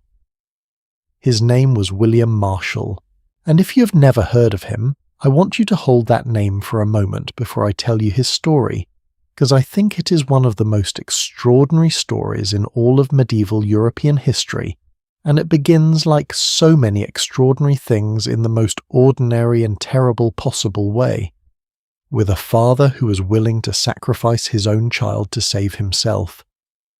William was born around the year 1147 in England, the fourth son of a minor nobleman. In a world where inheritance passed to the eldest son and younger brothers often had to make their own way, a fourth son was a surplus. Useful potentially as a bargaining chip, as a hostage. When William was about 5 years old, his father John Marshall found himself in a military conflict with King Stephen of England. The king demanded a hostage as surety for John's good behaviour, a guarantee backed by a child's life that John would keep his promises. John handed over his son William, and then John broke his promises anyway. When King Stephen threatened to execute the boy in retaliation to catapult him from a siege engine according to one account, or to hang him, John Marshall reportedly sent back a message so cold it has echoed through 9 centuries he had the wherewithal to make more sons. William Marshall was 5 years old. He did not know what was happening. He did not understand the politics or the stakes. What he understood, or at least what the accounts suggest he understood with the instinctive clarity of a small child, was that he was in the hands of strangers, and that something about his situation was very wrong. King Stephen, as it turned out, could not bring himself to execute the child. According to the biography written about William later in his life, one of the earlier secular biographies in English history, compiled from the accounts of people who had actually known him, Stephen took the small boy onto his lap and played a game with him in the royal tent while the siege continued outside. The king was kind to him. William, not fully grasping the situation, enjoyed himself. He was a hostage for nearly 2 years. I want to stay with this story for a moment before we move forward, because I think it crystallizes something essential about the intersection of childhood and war in medieval Europe that we have not yet fully examined. We have talked about boys being trained for combat, the page, the squire, the knight in training. We have talked about the physical and social architecture that prepared young men for violence. But what William Marshall's childhood reveals is something different and darker. The way that children in medieval Europe were not merely prepared for war but were actively used as instruments of it. as hostages, as political tools, as human leverage in games of power that they had no capacity to understand or resist. This was not exceptional, it was policy.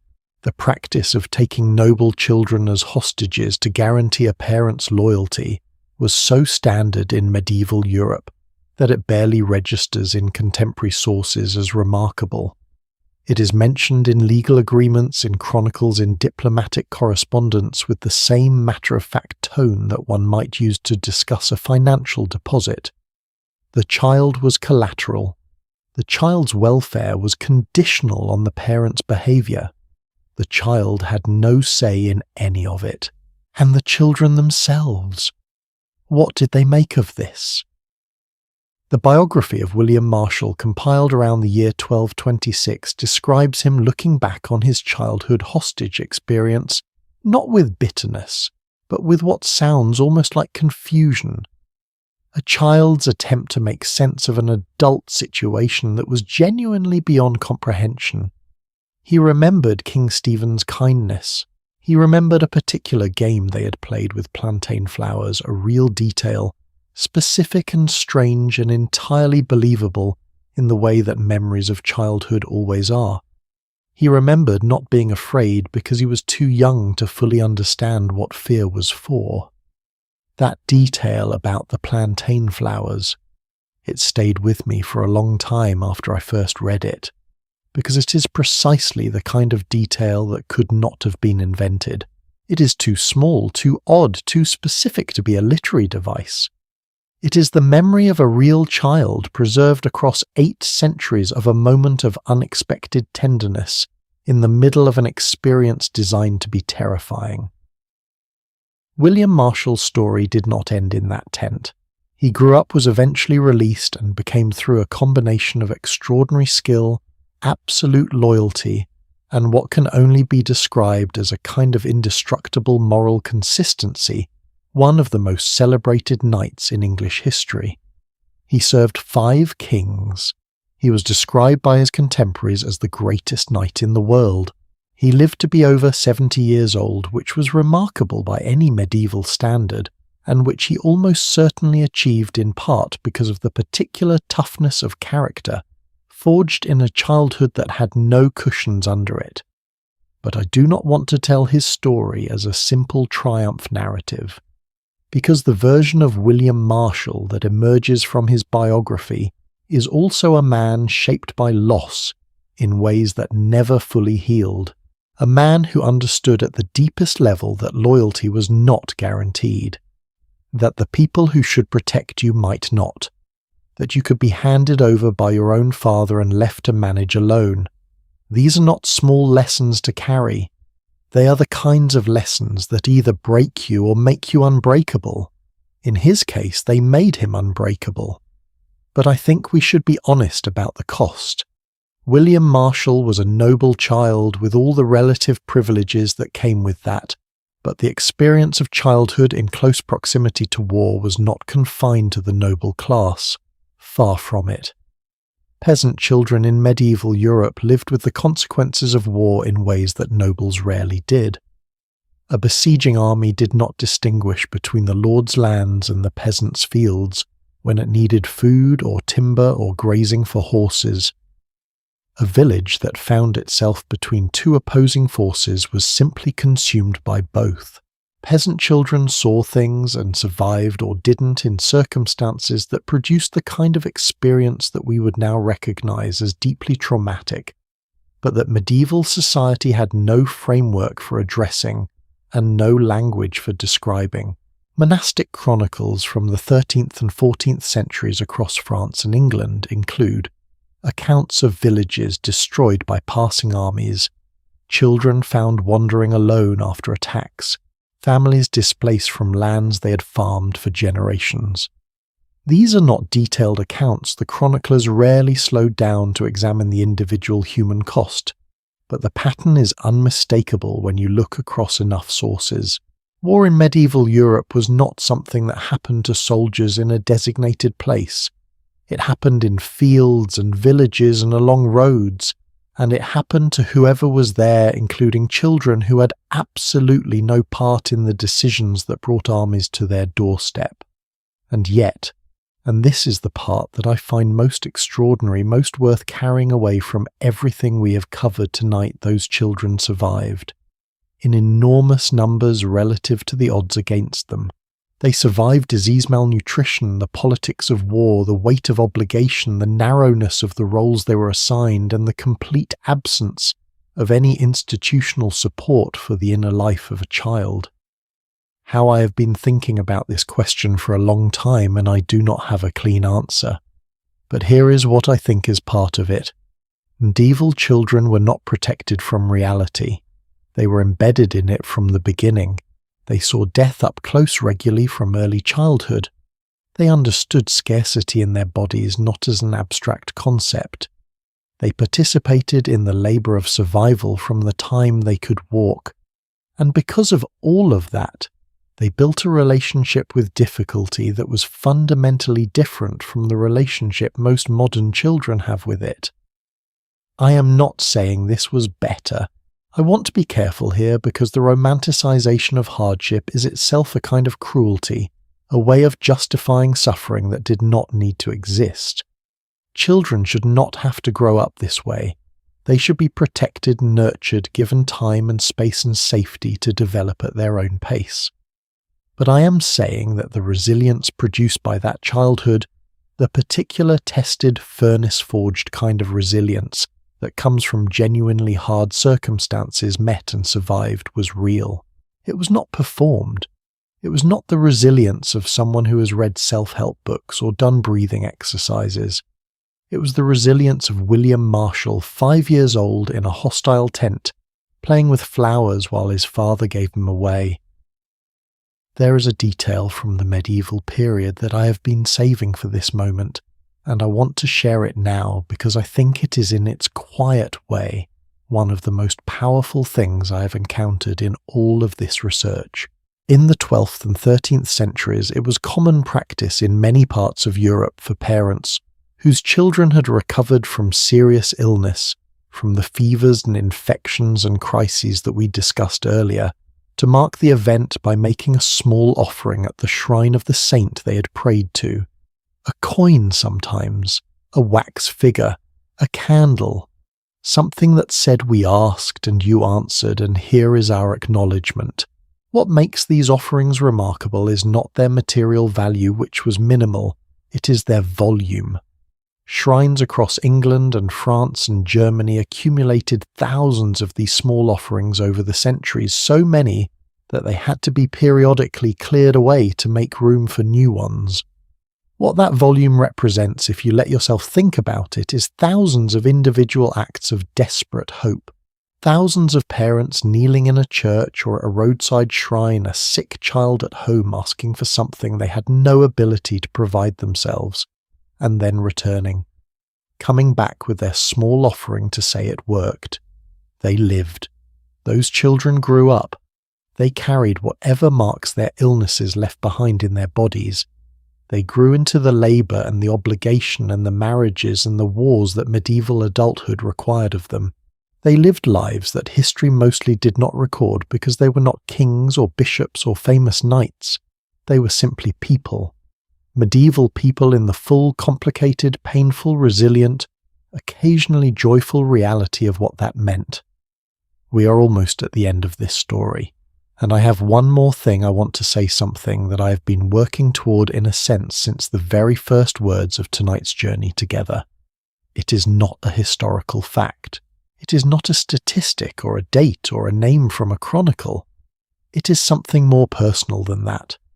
A question really that I find myself sitting with after spending this much time inside the lives of people who have been gone for 800 years. What do we owe them? Not in an abstract historical sense, but in the most direct sense possible. The cathedrals they built are still standing. The legal traditions they developed are still embedded in systems we use today.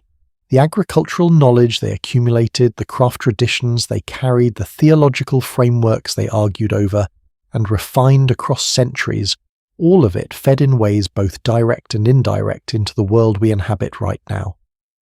We are the inheritors of medieval childhood, not just of its achievements, but of its wounds, the ways that European culture has struggled and continues to struggle with questions of children's autonomy, of women's recognition of the dignity of labour, of the relationship between institutional authority and individual conscience. These are not new questions. They were being lived and fought over and partially answered by children in mud cottages and castle halls 800 years ago. Their answers were incomplete. So are ours. But they were trying. With everything they had in conditions we cannot fully imagine they were trying. That matters. I think it matters a great deal. And it brings us to the final thing I want to share with you tonight, the note I want to end on. Because after everything the dark, the difficult, the heartbreaking, the occasionally absurd, there is something in the story of medieval childhood that I think is genuinely worth holding on to, something that I did not expect to find when I started this journey, and that has not left me since. There is a grave in a churchyard in the village of Warham Percy, in the North Riding of Yorkshire, England. Warham Percy is a ghost village now abandoned in the 15th century. Its buildings long since dissolved back into the earth, its fields visible only as low ridges in the grass when the light falls at the right angle in the late afternoon. Archaeologists have been excavating it since the 1950s, and it has taught us more about medieval village life than almost any other site in Europe. It is in its quiet and ruined way one of the most important places in medieval history. In the churchyard, their researchers found the grave of a child, a girl they believe based on the skeletal evidence. She was somewhere between 5 and 8 years old when she died. The grave dates to the 12th century, sometime around 1150, give or take a generation. She had no gravestone, no inscription. She left no documents, no letters, no record of any kind beyond the bones themselves, and what they could be persuaded to reveal to the people who found them 8.5 centuries later.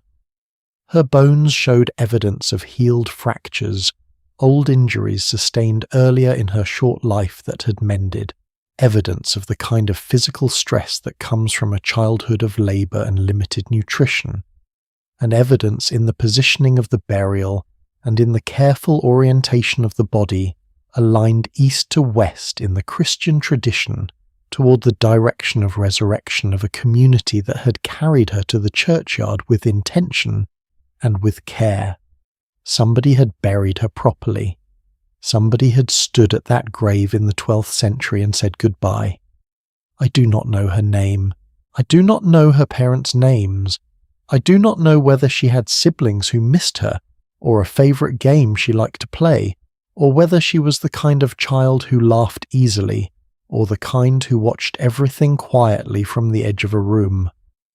History does not preserve those things. History for most of the people who have ever lived preserves almost nothing at all. But she was real. She was as real as anyone listening to this right now, and in the careful placement of her bones in the east-west orientation, in the fact that someone made the effort to bury her correctly in consecrated ground, rather than leaving her in the field or the ditch, there is a message that has survived 850 years without deteriorating at all. You mattered. Someone thought you mattered enough to do this right. I want to step back now for the last time in this story and look at everything we have covered tonight.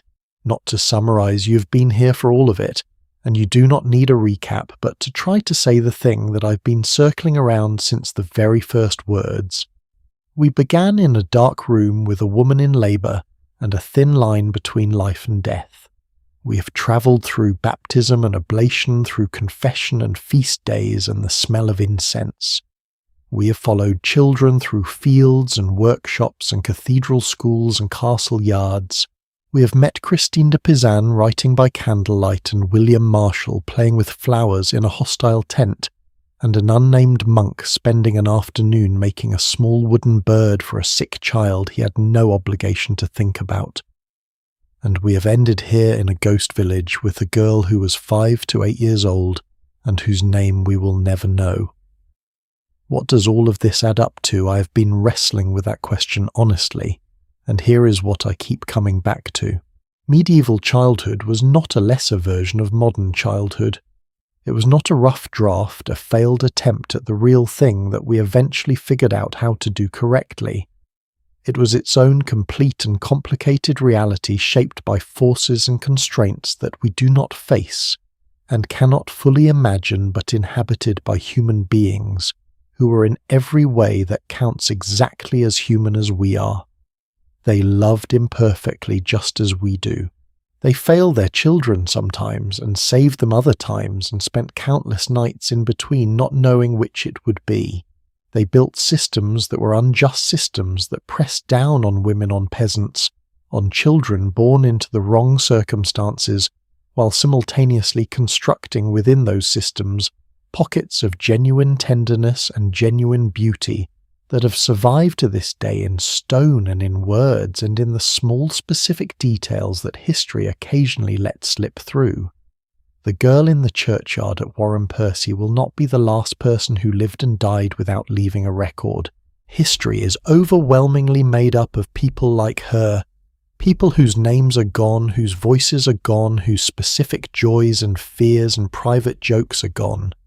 What remains is the outline, the shape of a life pressed into soil and bone.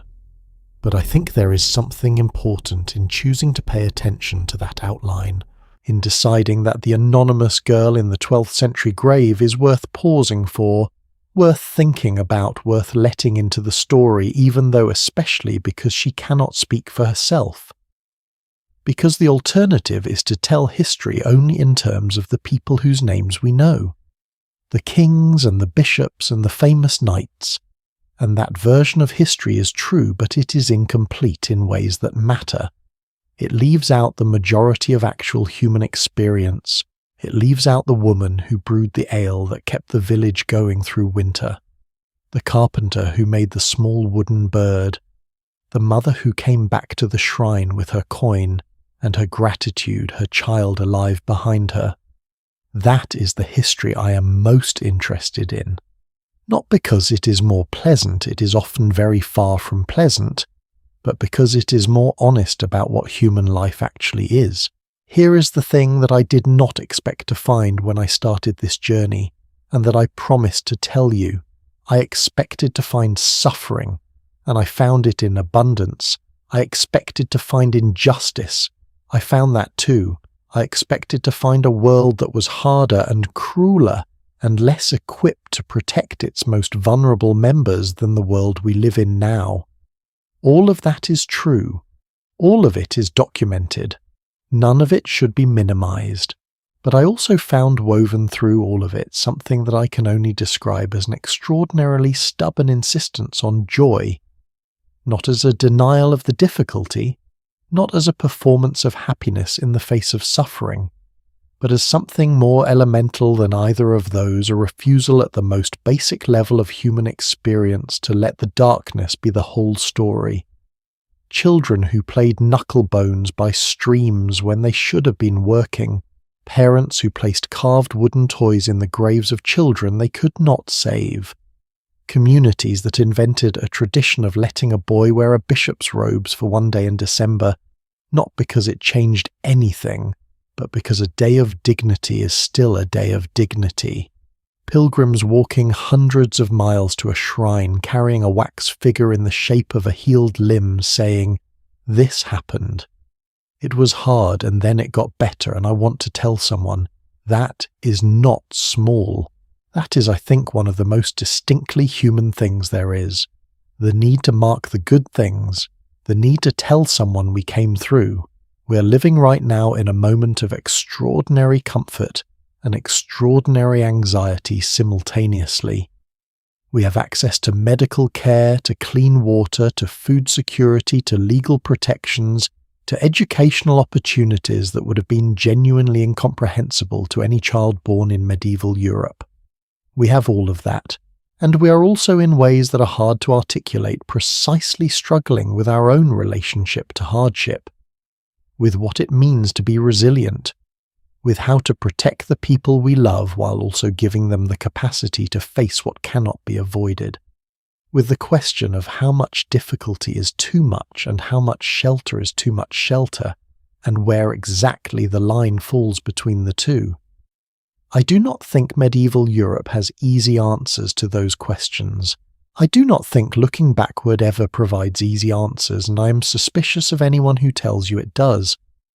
But I do think that the children of medieval Europe, the girl in the Warren Percy grave and William Marshall playing with flowers, and the unnamed monk who made a wooden bird and Christine de Pizan writing by candlelight, and the 10,000 anonymous others behind all of them have something to offer us.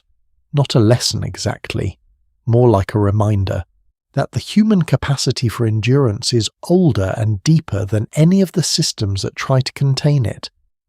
That love finds expression even in the harshest conditions. That children given any gap at all in the walls of their world will find a stream to sit by and argue about the rules of a game. That dignity is not a luxury. It is a need as old as the species, as persistent as grief, as unkillable as hope. The girl in the churchyard was buried facing east, toward the dawn, toward what comes after. 850 years later we are still here, still asking the same questions, still telling each other stories in the dark. Thank you. Genuinely, from the bottom of my heart, thank you for spending this time with me and with these extraordinary, ordinary, long-gone people. I know these are not the easiest stories to sit with, and I know some of what we covered tonight was heavy, but I believe they deserve to be heard, and I believe you are the kind of person who agrees with that, or you would not still be here. If something in tonight's story moved you, a name, a detail, a moment that stayed with you, I would love to know. Leave it in the comments, not as a quiz answer or a rating, just as a human thing. What caught you? What you're still thinking about? And if you want to keep going, if you want to stay in this place where the lights are low and the stories are true and the world slows down for a little while, then stay close. Because there are more stories like this one waiting. Stories of other times and other people who lived fully in circumstances we cannot imagine, and left behind enough of themselves for us to find if we are willing to look carefully. The next one is already almost ready, and I genuinely think it is going to be worth the wait. Until then, rest well. You have been listening to history, which means you have been in the best possible way, paying attention to what it means to be human. That matters more than you might think. Good night.